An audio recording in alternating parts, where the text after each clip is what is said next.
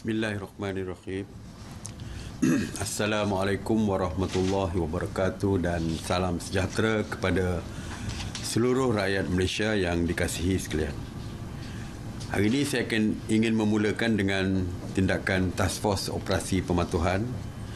Semalam sebanyak 2,774 pasukan Task Force Operasi Pematuhan yang diketuai oleh Polis Diraja Malaysia terdiri daripada 12,155 anggota telah melakukan 53,488 pemeriksaan bagi memantau dan menguatkuasakan SOP di seluruh negara.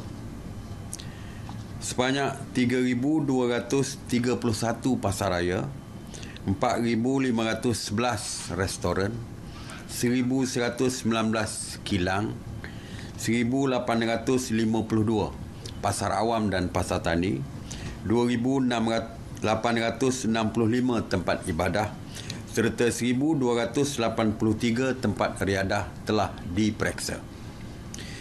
Semalam PDRM telah menahan seramai 536 individu di atas kesalahan engkar arahan SOP PKPP. Daripada jumlah itu, seramai 527 individu telah dikompaun, manakala 8 individu diraman dan 1 dijamin. Antara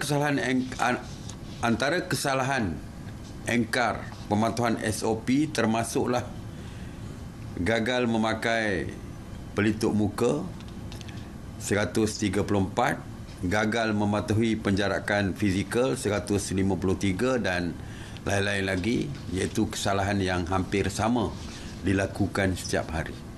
Suka saya ingatkan bahawa pihak penguatkuasa akan terus mempertingkatkan pemeriksaan dan akan mengambil tindakan kepada sesiapa sahaja yang melanggar dan engkar arahan SOP serta termasuk juga pemilik premis perniagaan. Mengenai operasi benteng yang melibatkan angkatan beruniform,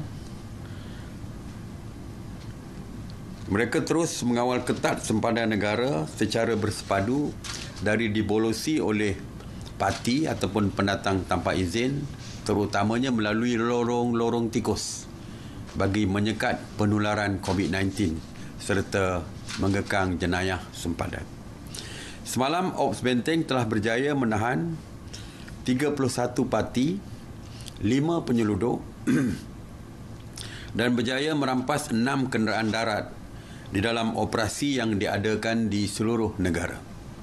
Sebanyak 342 Sekatan Jalan Raya ataupun SJR Ops Benteng dilakukan semalam yang melibatkan 180 SJR ATM, 153 SJR PDRM dan 9 SJR AKSEM. Dan saya menyeru kepada orang ramai yang ingin melaporkan maklumat, menyalurkan maklumat dan melaporkan tentang parti, mereka boleh menghubungi 011-6251-1223. Mengenai Ops Sanitasi Awam, sejak 30 Mac 2020, KPKT telah melakukan 11,295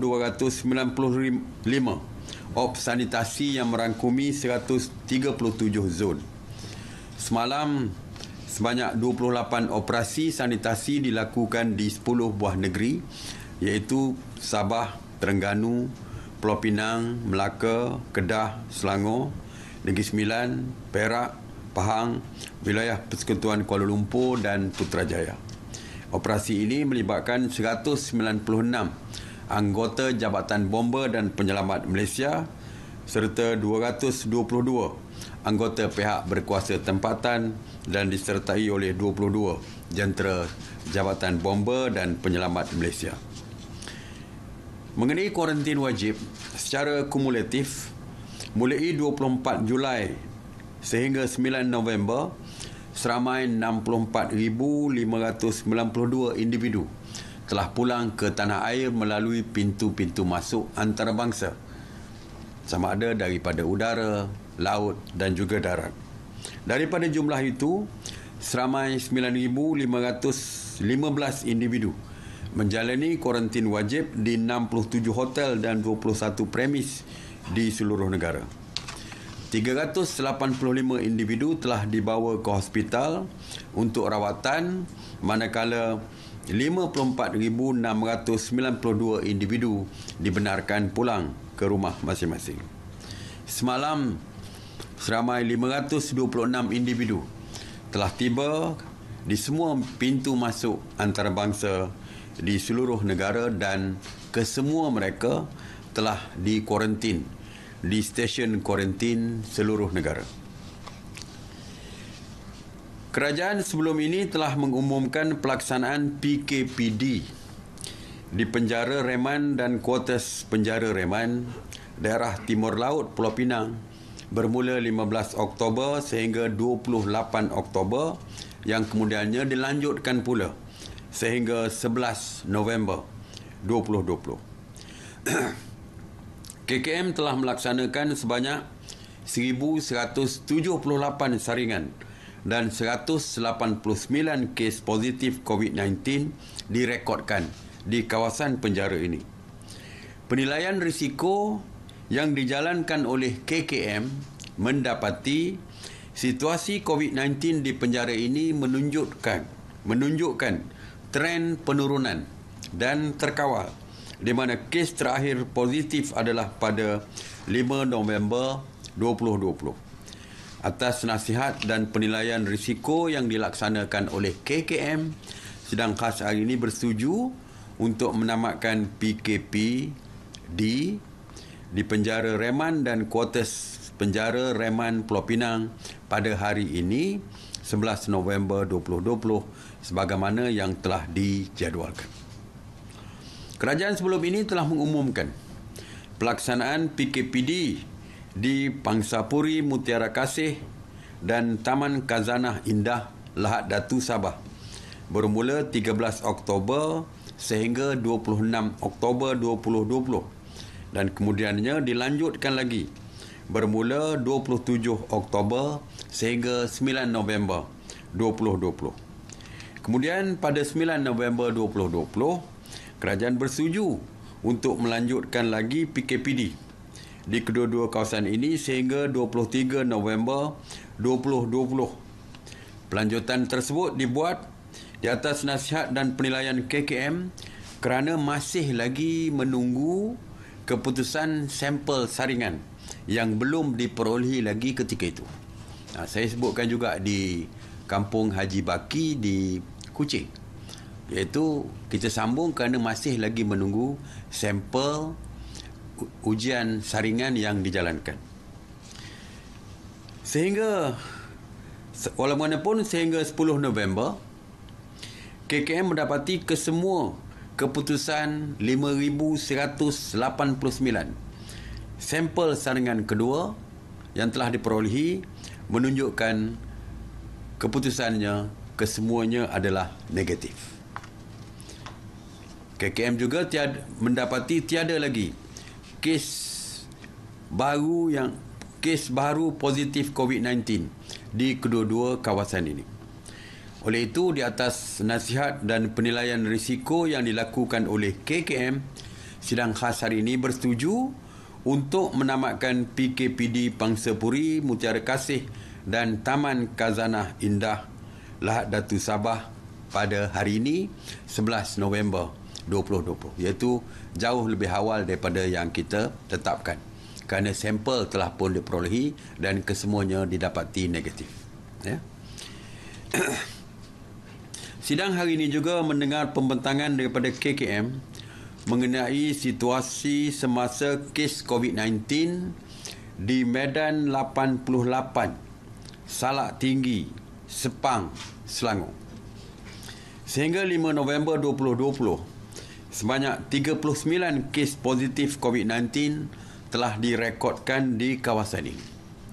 Di atas nasihat dan penilaian risiko yang telah dilaksanakan oleh KKM, sidang khas hari ini bersetuju untuk melaksanakan Perintah Kawalan Pergerakan diperketatkan ataupun PKPD di Medan 88, Salak Tinggi, Sepang, Selangor berkuat kuasa 12 November sehingga 25 November 2020. Pelaksanaan PKPD ini akan melibatkan sebanyak 88 unit rumah kedai, 284 premis dan seramai 800 orang penduduk.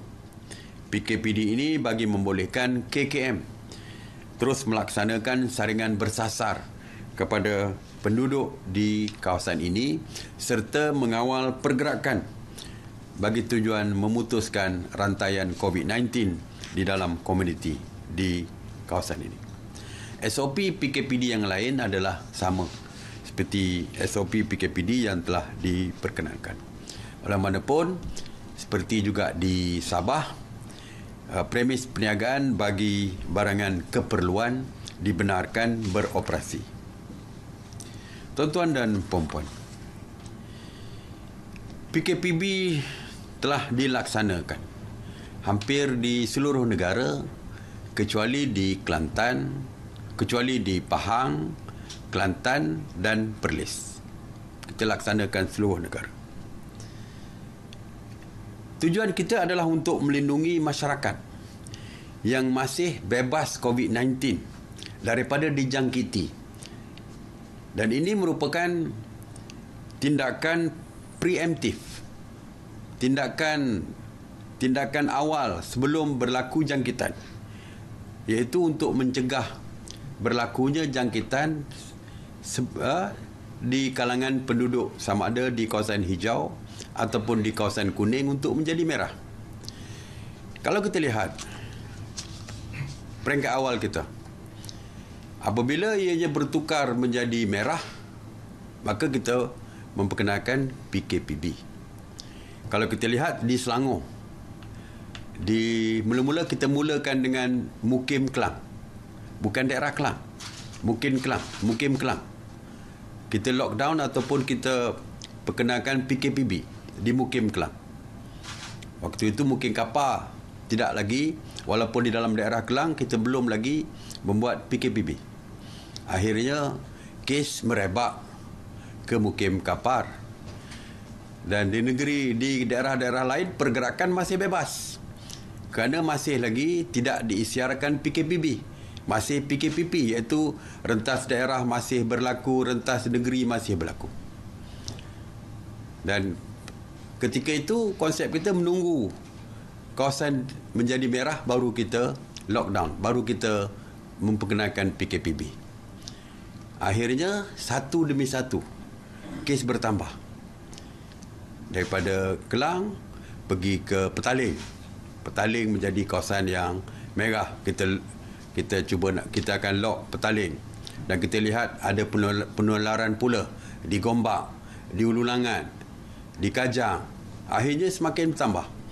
Jadi kita merasakan bahawa kalau kita tunggu satu persatu menjadi merah, baru kita nak PKPB kan, maka tentulah ianya akan terlewat. Jadi kita lihat, maka kita mendapat pandangan daripada Kementerian Kesihatan Malaysia yang mempunyai statistik yang lengkap mengenai jumlah kes di kawasan-kawasan di seluruh negara. Walaupun mereka melihat kepada jumlah kes, tetapi mereka juga membuat kajian mengenai kebolehjangkitan penyakit itu di setiap kawasan yang ditentukan jumlah tersebut. Maka mereka membuat penilaian risiko. Melihat kemungkinan jangkitan yang baru, dan mereka memahami perkara yang akan berlaku di setiap kawasan. Maka akhirnya kita membuat keputusan yang besar, iaitu menyekat sebelum penularan berlaku. Mengisyarkan kawasan merah sebelum penularan berlaku. Bukannya kita tunggu merah, akhirnya kita tutup, tunggu lagi kuning menjadi merah, hijau menjadi kuning, akhirnya baru kita mengambil tindakan. Jadi ini merupakan tindakan proaktif kerajaan untuk preemptif dari segi berlakunya penularan, dan kita sekat sebelum berlaku penularan. bukan berlaku penularan baru kita ambil tindakan. Kita tak mahu membuat secara firefighting lagi. Apabila berlaku kes, padamkan. Berlaku kes, padamkan, dan mungkin ianya terlewat apabila kes telah merebak. Dan Kementerian Kesihatan juga memberi pandangan bahawa virus tersebut sudah pun berada di dalam komuniti. Jadi untuk mengelakkan kes merebak begitu cepat, maka kita membuat sekatan. Membuat sekatan. Apabila kita buat sekatan di Sabah, waktu kes dalam keadaan memuncak begitu tinggi, kita membuat PKPB seluruh negeri Sabah. Alhamdulillah, 2 hari ini sudah menunjukkan penurunan kes di Sabah, dan kita doakan supaya kes itu terus menurun. Hari ini saya difahamkan 200 lebih saja. Pernah sampai 700-800 kes di Sabah. Sekarang ni, semalam dan hari ini nampakkan penurunan.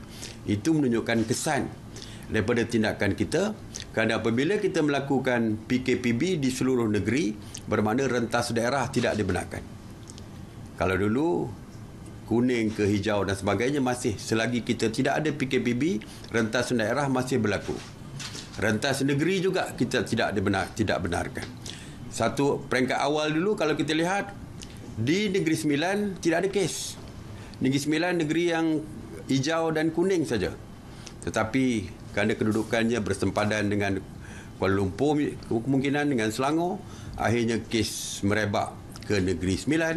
Bermula dengan Seremban, kita buat PKPB di Seremban, dan akhirnya semua daerah telah pun mempunyai kes-kes kecuali di Tampin saja. Waktu itu walaupun Seremban diisytiharkan PKPB, rentas daerah di tempat lain masih berlaku di seluruh Negeri Sembilan, dan akhirnya daripada hijau terus menjadi kuning, dan kita bimbang jika kita tidak menyekat daripada awal, seluruh Negeri Sembilan juga mungkin akan menjadi seperti yang berlaku di Selangor. Jadi sebab itulah kita faham ramai yang mempersoalkan kenapa kita membuat tindakan yang begini drastik, begitu keras, tetapi tidak lain dan tidak bukan untuk menyelamatkan nyawa rakyat, supaya kita dapat menyekat penularan itu terlebih awal, supaya tindakan-tindakan saringan dan berlakunya yang boleh dilakukan lebih awal, supaya kita bukan saja dapat menyekat perkembangan kes penularan kes yang baru, tapi menyelamatkan rakyat yang sudah pun dijangkiti dan mempunyai kes positif COVID-19 ini. Jadi kalau kita dapat kurangkan yang telah pun mendapat jangkitan, dapat diturunkan jumlahnya dan disekat kes-kes yang baru, insya-Allah kawasan-kawasan yang kita isytiharkan, kawasan PKPB ini akan bertukar daripada merah menjadi kuning dan menjadi hijau, dan kita boleh tamatkan PKPB juga. Walaupun kita menetapkan selama sebulan 28 hari, tetapi setiap minggu dan setiap 2 minggu Kementerian Kesihatan akan memberikan nasihat kepada kita. Saya percaya mungkin kalau kes penularan sudah tidak ada di kawasan-kawasan tersebut, mungkin PKPB dapat kita tamatkan lebih awal. Yang penting adalah kita sendiri selaku penduduk, selaku warga di mana-mana saja, bukan saja di kawasan PKPB, tetapi di kawasan PKPP juga, sebagai warga negara yang bertanggungjawab, kitalah yang bertanggungjawab untuk memutuskan rantaian COVID-19 ini. Dengan itu, patuhi setiap SOP yang diperkenalkan oleh kerajaan. InsyaAllah, kalau kita bersama-sama melakukannya, insyaAllah kita dapat melandaikan lengkungan COVID-19 ini, dan kita boleh putuskan rantaian ini, dan kita boleh kembali hidup seperti normal. Walaupun ada norma-norma baru, tetapi PKPB dapat kita tamatkan. Terima kasih. Saya buka kepada soalan. Assalamualaikum Tuan Sini. Betul Seri, Farhan daripada Bernama. Baik, saya ada dua soalan. Kedua soalan saya berkenaan dengan SOP sukan. Baik, yang soalan pertama, sebelum ini kerajaan memutuskan Piala Malaysia ditangguhkan dan Liga Bola Sepak Malaysia semalam mengemukakan rayuan kepada MKN supaya Piala Malaysia diteruskan dan ditukar ke negeri lain yang tidak terlibat dengan PKPB, iaitu Kelantan dan Pahang, kerana tidak mahu menanggung kos jutaan ringgit untuk membayar gaji pemain. Berdasarkan situasi ini, adakah MKN telah berbincang mengenai perkara ini dan adakah akan diberikan kebenaran untuk menjalankan Piala Malaysia ini? Terima kasih. Sebelum ini kita dah pun mengumumkan, saya dah umumkan bahawa kita menangguhkan Piala Malaysia demi keselamatan bukan saja pemain-pemain, tapi apabila berada di katakan bermain di satu negeri, ianya akan merebak, dibimbangi merebak ke tempat lain. Dan hari ini kita dah mendengar. Hari ini kita mendengar rayuan daripada Persatuan Bola Sepak Malaysia, kalau boleh dibenarkan, diteruskan.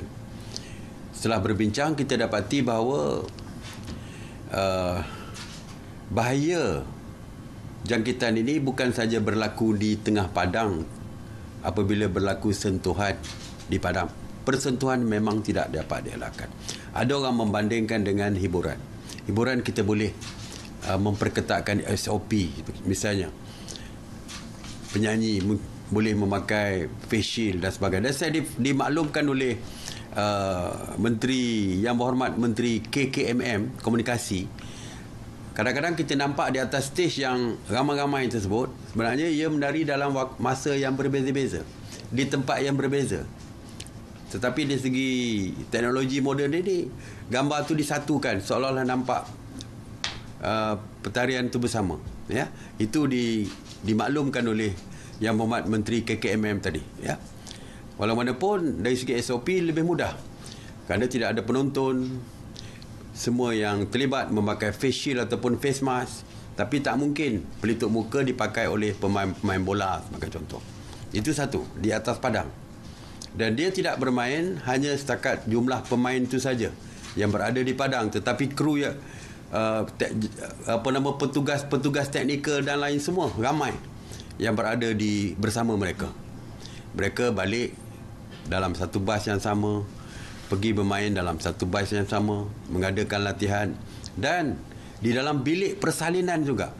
Agak sukar untuk mengawal SOP di dalam bilik persalinan kerana tidak ada siapa yang berada dalam bilik persalinan untuk mengawal pergerakan dan sebagainya. Jadi kesannya kita fikir ada agak besar kepada kesihatan dan tanggungjawab kerajaan untuk menjaga kesihatan rakyat. Maka sekali lagi kementerian mesyuarat membuat keputusan kita tidak membenarkan pertandingan ini diteruskan dan ditangguhkan. Bukan dibatalkan tetapi ditangguhkan. Saya kata tadi, insya-Allah kalau kita sama-sama berusaha untuk memutuskan rantaian ini dengan mematuhi SOP dan sebagainya, mungkin keadaannya berbeza dalam 1, 2 minggu, 3 minggu lagi, dan mungkin piala tersebut boleh diteruskan. Tetapi setakat ini belum lagi. Dan saya difahamkan banyak kejohanan-kejohanan lain. Dimaklumkan tadi kejohanan basketball juga dibatalkan. Sukma saya difahamkan dibatalkan. Semua yang melibatkan pertandingan dibatalkan. Jadi kita perlu konsisten di dalam membuat keputusan ini. Jadi sebab itu semalam saya kata saya minta maaf kepada peminat bola sepak yang begitu ramai di seluruh negara. Ini bukan kita sengaja untuk membatalkan, tetapi atas nasihat Kementerian Kesihatan, menjamin kesihatan itu adalah lebih utama. Jadi kita tidak menerima ataupun kita terpaksa tidak membenarkan Piala Malaysia itu diteruskan dan kita minta tangguhkan. Jadi rayuan itu kita dah dengar tadi dan kita kekalkan keputusan tidak membenarkan. Soalan kedua saya berkenaan dengan bola juga.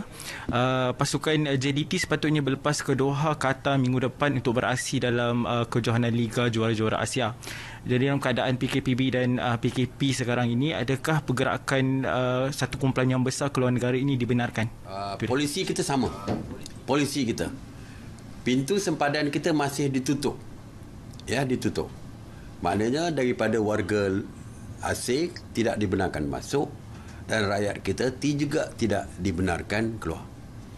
Polisi ini juga meliputi semua, termasuk pasukan bola, ya, iaitu tidak membenarkan pergerakan yang ramai seperti ini ke luar negara. Dan kita tidak tahu SOP yang ada di luar negara tersebut. Ya, kita tahu ada SOP atau tidak ada, kita tak tahu. Jadi yang pertamanya, kita tidak benarkan atas alasan ianya adalah kerana tertakluk kepada polisi sempadan negara ditutup, iaitu rakyat kita tidak dibenarkan keluar negara. Semua tidak dibenarkan. Menteri-menteri sekalipun sebenarnya yang mempunyai persidangan yang penting.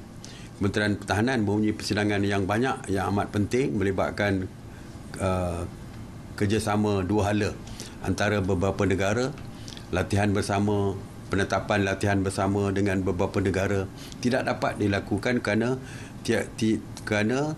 menteri-menteri juga tidak dibenarkan untuk keluar negara.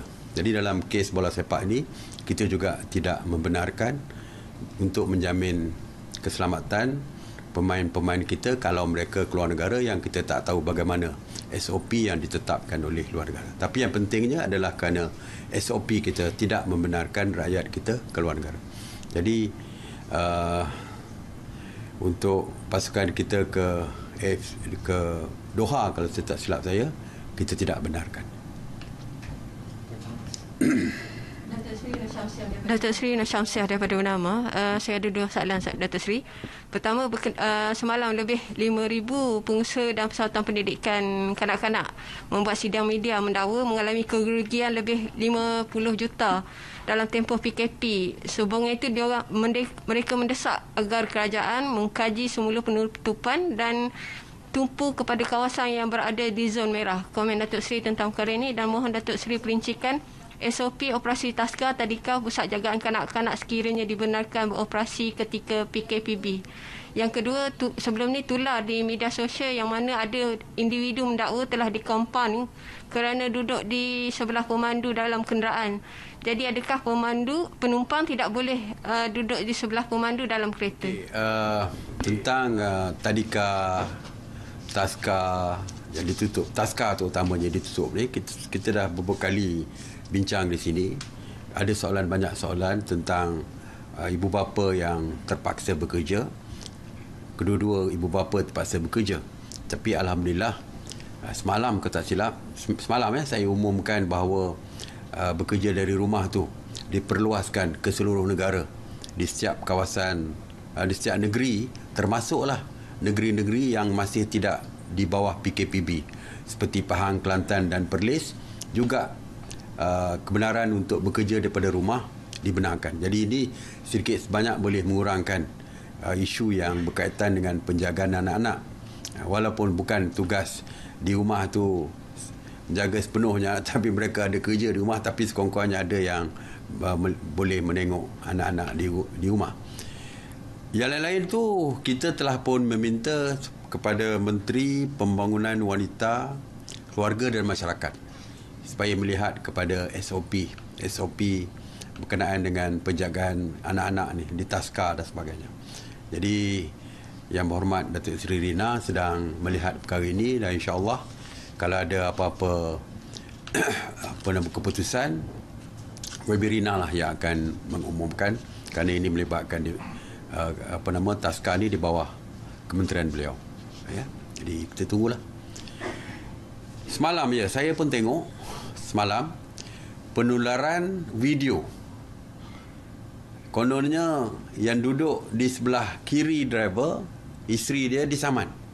Driver disaman kerana isteri dia berada di depan. Perkara ini saya dah jawab beberapa kali. Tidak ada ketetapan yang mengatakan satu orang duduk depan, satu orang duduk belakang. Tak ada. Saya jawapan daripada balai polis di Sabah very popular waktu tu, jadi trending di media-media sosial apabila pihak polis tu menjawab, semua dalam kereta nak duduk mana-mana pun duduk lah, asal jangan duduk atas bumbung, dia kata. Jadi jadi trending ketika itu. Sebenarnya walaupun itu gurauan daripada balai polis tersebut, tapi itulah hakikat sebenarnya. Tidak ada larangan untuk duduk di depan atau duduk belakang mana-mana. Kalau duduk depan, duduk di depan lah. Satu keluarga daripada rumah yang sama. Tak perlu pakai mask pun, tak pakai litup muka pun tak salah kerana dia daripada rumah yang sama. Cuma semalam ni saya nak maklumkan, ia je adalah satu tindakan yang jahat daripada pemandu kereta tersebut. Kerana bila saya dapat saja video tersebut, saya terus menghubungi pegawai tertinggi polis di Bukit Aman tentang perkara ini. Saya kata, kenapa tindakan diambil kerana duduk di sebelah? Kerana tidak salah dari segi SOP.